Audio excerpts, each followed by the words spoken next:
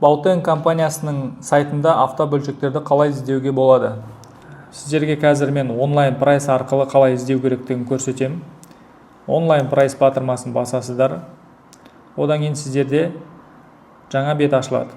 Запчасть, мысалы қосалқы бөлшектердің түрлері арқылы іздеуге болады. Производитель, жасайтын заводтар арқылы іздеуге болады.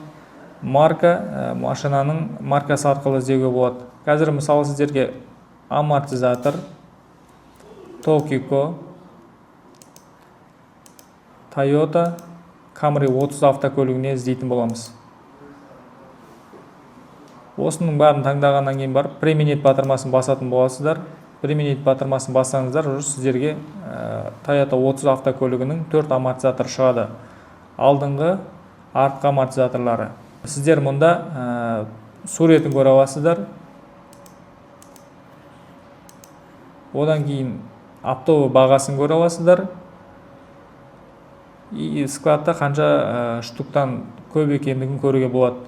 И осы ұнаған заттарыңызды корзинаға салу арқылы заказ бере аласыздар.